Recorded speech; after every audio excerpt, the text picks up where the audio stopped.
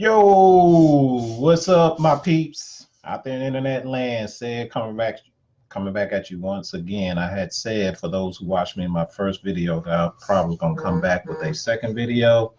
So this is that second video. So I'm gonna jump it off and share a few things. Hopefully, it will inspire you to where you'll get motivated, where it will trigger some thoughts for you to do something different. And if that does that for you, then mission accomplished on my end. All right.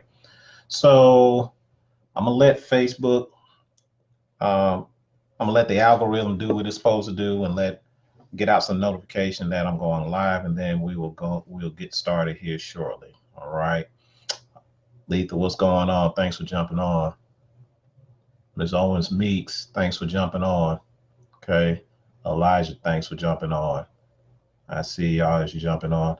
I know the settings a little bit different. I know y'all used to seeing me in my vehicle, but today I am nowhere near my vehicle. I'm doing it from the comfort of my home, all right, from behind my computer. So it's a little bit different, all right? Anyway, thought I heard some noise downstairs. So listen, y'all, we are, this is December 5th. All right, we got 26 more days before 2018 will leave and 2019 arrive. All right, so we got 26 more days. Now, I want y'all to know as we go into the new year, we want to be able to position ourselves to receive some new things within the new year. All right, so in doing so, we have to get rid of some of the old things so that we can start making room for new things. Because if we don't, that's going to hinder us from getting new things in the new year. So I don't know what kind of things that some old things that you need to get rid of in 2018. Start looking at that. Have a daily audit with your self-being, with your life. All right, the things that you do, your activities, the way you're thinking. Have a daily audit of those things so you can be mindful of some things that you need to get rid of, so that way you can make room for the things that you need to have in order for you to live a prosperous life. I do it every day myself. All right. I always look to see what things that I need to do to remove so that way I can receive. See, you can't, we all pray and ask God for abundance, right? But God, you're not waiting on God. God is waiting for you to release so those things that's taking up all that room that you have, right? So release those old things so that way God can bless you with some abundance. But if you're already full with some things that don't need to be there, hey Tracy, how you doing? Then you won't be able to see it. So I want to be transparent with you all because like I said, I do my own personal audit, and here's some things that I personally and will no longer do in 2019. All right, and so addition, I want y'all to know, addition comes with or comes by subtraction. All right, addition comes by subtraction. What do I mean? Well, you got to, like I was saying earlier, you got to subtract some things in order for you to add some things. All right. So here's some things that I say that I'm going to subtract from me or from what I'm doing or participating in, so that way 2019 I can receive some abundance. Well, here's the first thing. All right. I'm no longer going to be associated with people, all right, that are negative. All right. I'm starting to cut those folks out because negative people will keep you in a negative state of being. We all heard that saying, crab in a bucket. If somebody's out there miserable, they want somebody else to be miserable. Y'all ain't finna catch said out there no more like that. You know, yeah, it's one thing for someone to come and vent to you and tell you that they're going through some problems, but it's another thing when they come in and tell you about their problems and they are transferring their their feelings, their emotions to you, to where now you feeling like them. Now you can't move. You stuck in the mud like they're stuck in the mud. All right. That's time out for me. There's a couple of situations to where I allowed that type of negative energy to come my way, and it has hindered me from doing some positive things. 2019, association with negative people no longer will exist. What's up, Sid? I see you. Latasha, what's going on? Alicia, what's going on? So that's one thing that I'm getting rid of. All right. What else I'm getting rid of? I'm no longer accepting or participating in mediocrity. Listen, y'all, we live in a how could I say this? We live in an aggressive society, all right? And for us to survive in this society or to maintain in this society, we have to do more than just surviving. We got to thrive in society. You hear me talk about this all the time, right? Surviving and thriving are not the same. We are quick to say, well, I'm just surviving, I'm just maintaining, or what have you. But just maintaining ain't enough. All right. This is an aggressive environment we live in, right? And if you just maintaining, you liable to get ran over. All right. So we have to do more than just survive. We need to be thriving, because when we're thriving, that means we're in a proactive state of being. But if we're just surviving, then now we're in a reactive state of being. And when we are in a reactive state of being, now we're saying we're just going to accept what life gives us. And we don't have to. We don't have to just accept. All right. We don't have to just accept mediocrity. Somebody tell me a successful person made it through mediocrity. Somebody tell me, do some research, come back here under this video and tell me what successful person that made it through mediocrity. If you find it, please let me know. But far as I know, people who practice and participate and accept mediocrity do not thrive. Do not thrive. They just survive. And I'm here to tell you, just surviving ain't enough. What else says it's going to subtract? He's going to stop doing that. He's no longer going to do in 2019. I'm no longer going to imitate or participate in pity parties. That kind of correlates to being hanging around negative people. All right. It's kind of one and the same to a certain degree. All right. You had that one person, that one friend, that one relative, right, that always pole mouth, and is what my grandmother or grandparents would say, pole mouth. You can't even give them the greeting of the day. And once you give them the greeting of the day, hey, what's going on? What you got? What's up? Bills. My money ain't up. They're always talking negative. You can't even give them the greeting of the day because they pole mouthing, right? They in that pity party. Guess what?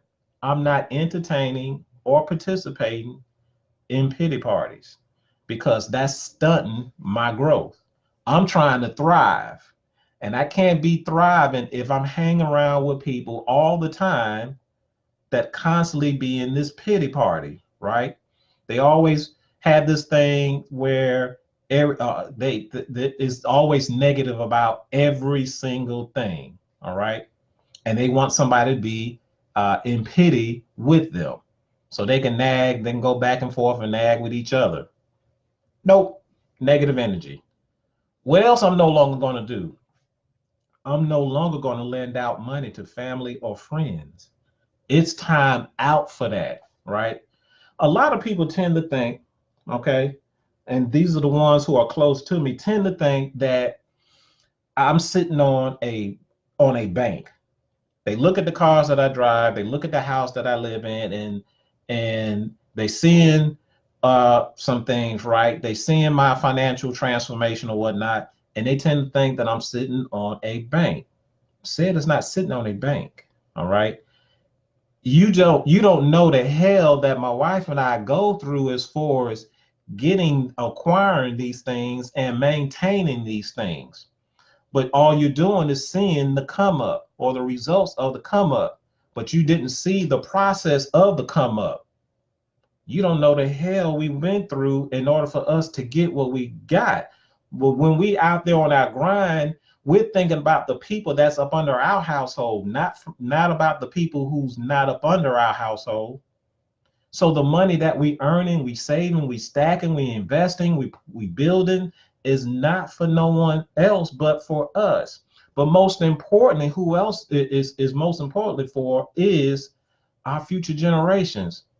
One day, myself and my wife, we're going to grow old and we're going to have grandchildren. We want our grandchildren to not start off from ground zero. Okay. It is our job to pay it forward financially, all of us. We got a generation that's coming behind us. And what we tend to see as a norm is future generations starting from ground zero financially. All right. We got to change that culture, but we can't change that if we're always lending out money to a family and friends all the time. All right.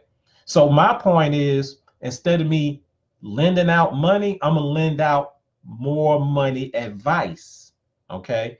This is why I get on here each and every day, or why I post, is to provide money advice. All right. I put out a post a couple of weeks ago about helping someone put more money back into their pocket, at least up to $600. And so I got at least 3 inbox of folks that asked me to give them some money. Now, was I in a position to give them some money? I probably could have, maybe not what they was asking for.